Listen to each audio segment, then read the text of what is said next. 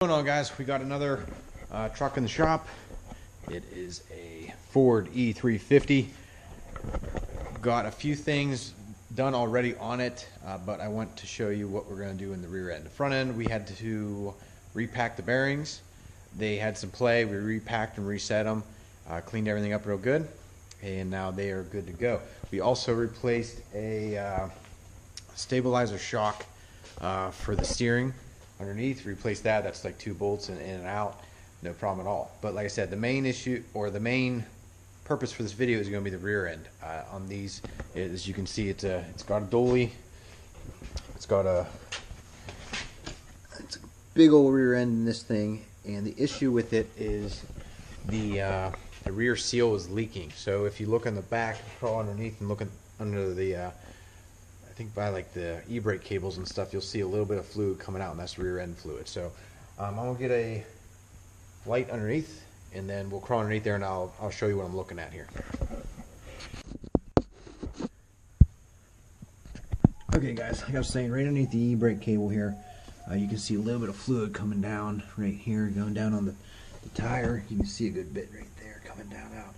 So it's leaking, and what that means is we need to replace the seal. So the whole rear end of this thing, all the brakes, everything needs to come off. I think the e-brake system, they'll stay on the hub, but or on the backing plate. But the hub, bearings, all that has to come out. And then on the back of the behind the rotor, that's where the seal sits. So it's gonna be a fun job jacking this thing up, pulling all the wheels off. They were super tight on the front end. They were kind of a pain in the butt to get off. But either way, let me get this thing jacked up, get the wheels off, and we'll jump in. Alright, guys, had a little bit of time delay. This little jack is a monster. Black jack, 3-ton. I use it for everything. But this bad boy will not lift the back end of this at all. So I had to go and get a new jack. You can actually get these ones. Lighting might be bad, but let me see. It's a big red 20-ton with a 6-ton stand. Now, the way that I got this thing up, I tried jacking it up by myself without doing anything fancy, just jacking it up. Would not work, would not go high enough, would not unload the springs enough. So what you had to do is a little piece of wood right here. Drove the backed the truck up on that, and then it was high enough, and I was able to put the bottle jack underneath the rear end on the stabilizer link. Probably not the best idea, but that's what I got. So jacked it up, it held the pressure, jacked it up, put the jack stand underneath it, dropped it back down the jack stand, good to go. But before you do that, because it takes a while to do it, don't forget to break these things loose. It actually broke an extension of mine trying to get these things loose. They are unbelievably tight. I think they said like 150 foot-pounds, but add that with rust and not being off for a long time, it's nuts. So remember, before you unload this, before you get in the air, break those loose. All right, let's get these wheels off, which is probably going to be another blast of a time. Let's get these wheels off and rip into these brakes and get that seal out of there. All right, guys, let's do this.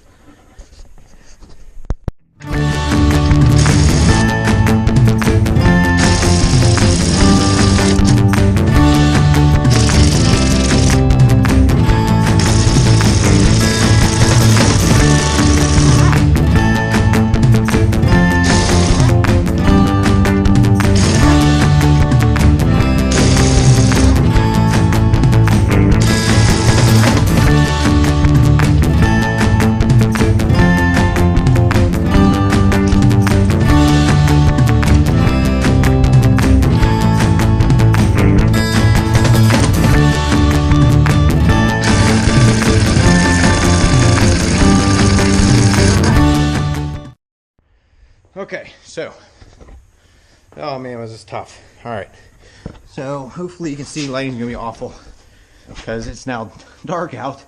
I got the wheels off. Now, hard part about getting these wheels off is kind of like the fronts. If they haven't been off in a long time, they rust on there. It's very, very difficult to get them off. What can you do to get them off?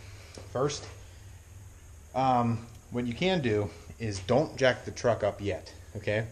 Leave it on the ground, loosen the lug nuts like about 1 turn. Loosen them and take it out like 1 turn, each one. And, sorry, I'm out of breath. I'm messing with this thing for a while now. What you can do is take the truck, fire it up, back it up, put it in reverse, back it up a little quick, slam the brakes on, jack, and it's going to jar it. Do the same thing, pull it forward, do the same thing, slam the brakes on, and you're going to jar it a little bit.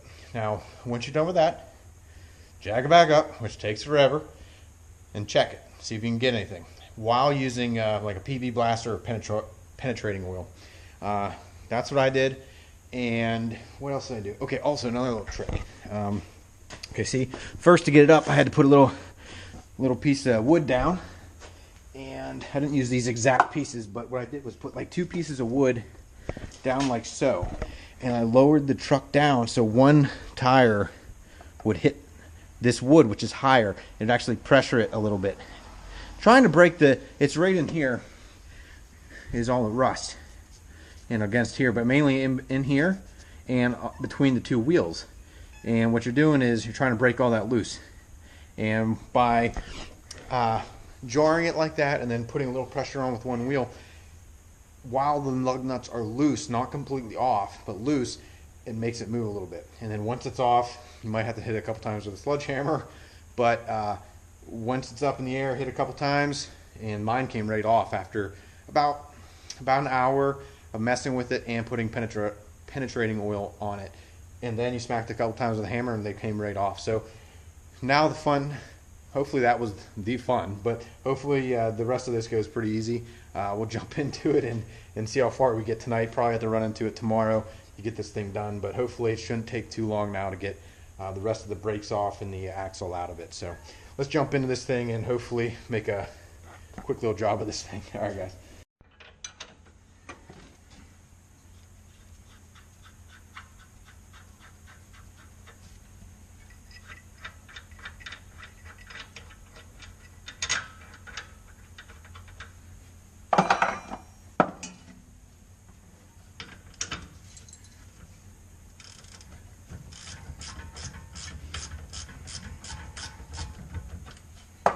What I like to do is take the bottom one off first completely. If you take the top one off, the whole caliber and stuff could fall down and get in your way. So take the bottom one off, the bottom bolt out, and then this is kind of just going to hang there. And these things are very heavy, so beware of that. You gotta make sure you ate your Wheaties in the morning. She's loose. And again, you don't want these to hang. You don't want them to hang. You want to put them on something or have. Also, hopefully you guys can see that. Lots of Loctite on there, so let's put some more on it. There we go. Okay, that's going to need some cleaning, so I'm going to have to run to the parts store. Ran out of carb clean or brake clean, whichever. Okay, so yeah, those aren't good. Those aren't good at all. Let's see if we can get the light on here, and we can look down in there. Here, okay. So I'm not going to say what's wrong with it. I hope you guys can see exactly what's going on, what's wrong with this thing, and what needs replaced. If you think you know what needs replaced, we're going to do this little YouTube thing and say leave it in the comments below. So yeah, let's check out the back of it. Ooh, buddy, she is dirty and wet. Okay, so let's now next step is, a lot of people do this, and I might have screwed up because you have to take these loose. I don't think I'm going to have much of a problem, but maybe I will. Who knows? But you got to take these loose, and the axle is like a floating. It just sits in there, so this just pulls straight out. And yeah, there's going to be a nut in here. It takes a special tool. Hopefully the tool that I got off my cousin will work. If not, then we're out of luck, and this all goes back together. All right, guys, let's keep moving on this.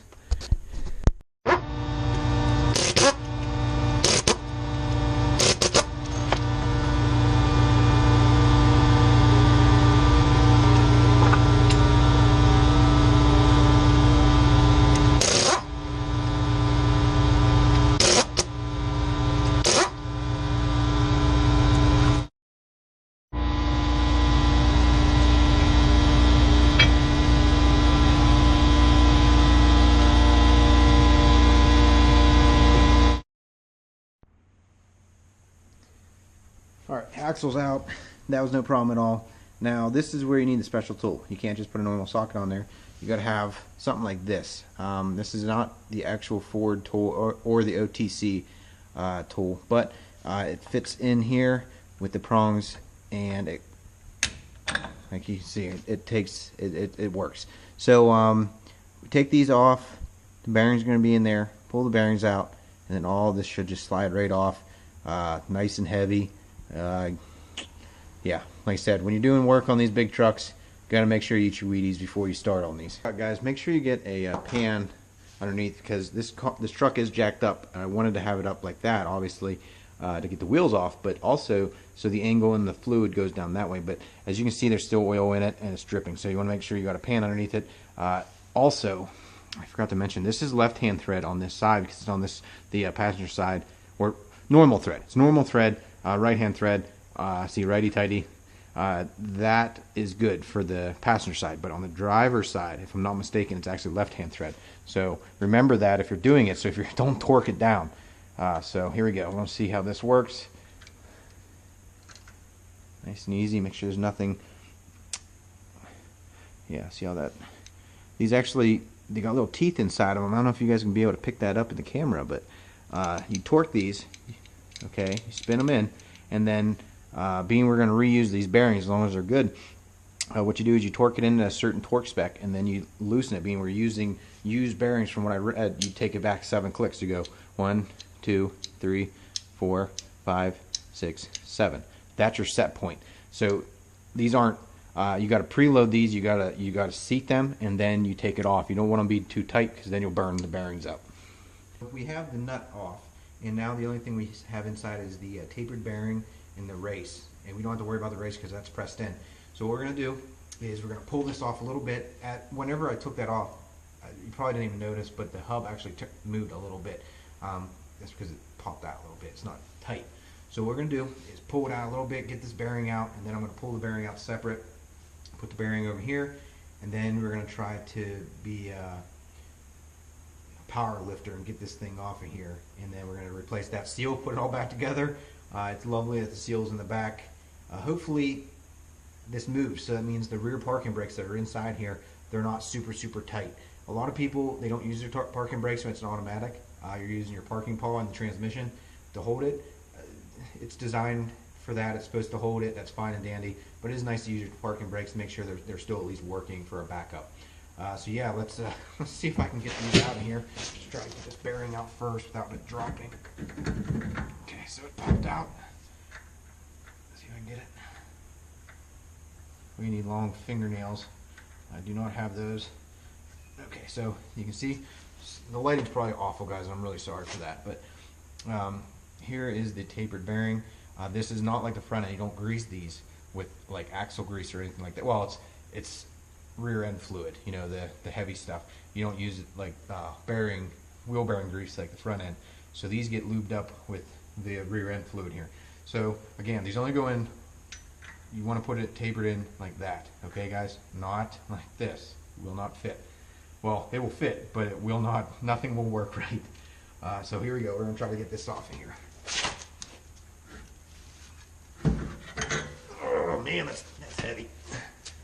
I think I got a hernia getting this thing off, but either way, we're just looking at it, and this thing, let me see if I can get this out.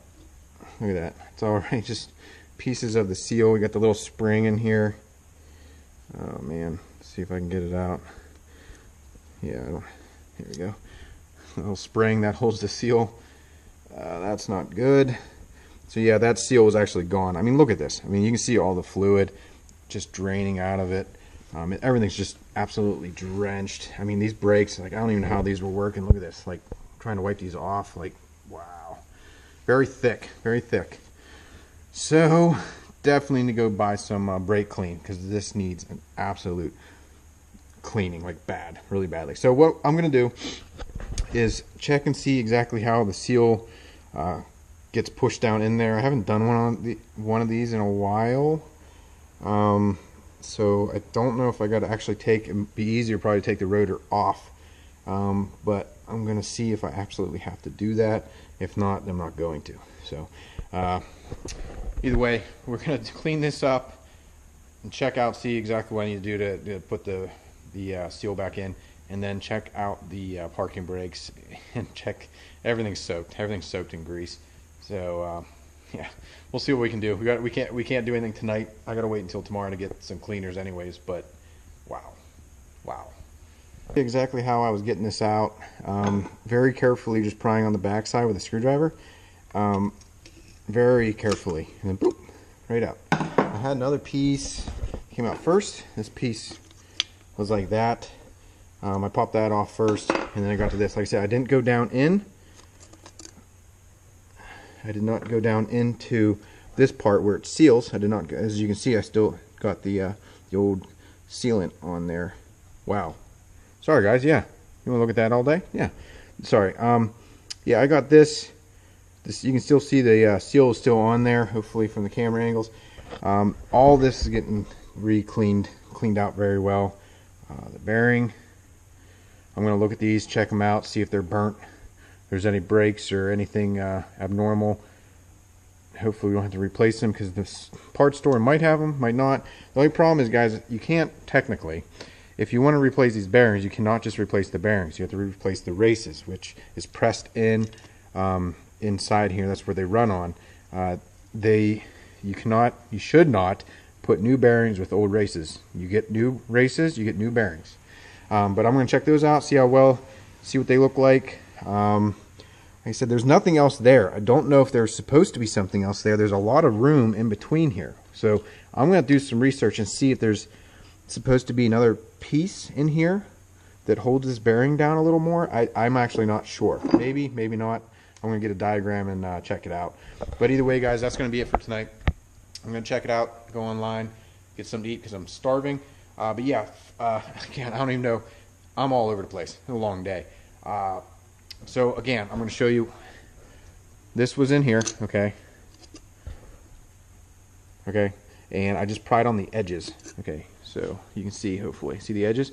I just pried on them, and it popped right out. I did not really go underneath. What I usually do is try to go underneath here and pry up on it. I wasn't having much luck, so I did this, and it was moving very, very easily. Just popped right off. So figured, hey, why not keep moving, and I got it. Yeah, guys, that's gonna be it for today. Hopefully tomorrow I'll get some more video, and hopefully these videos turned out okay. I know the lighting is awful. The camera might even have a big smudge on it because my hands, everything's all greasy. I'm a big grease ball today. But I hope you guys enjoyed this part so far, and tomorrow we will do assembly, put everything back together, clean everything very, very well, and hopefully we'll be back on the road tomorrow. All right, guys, see you later.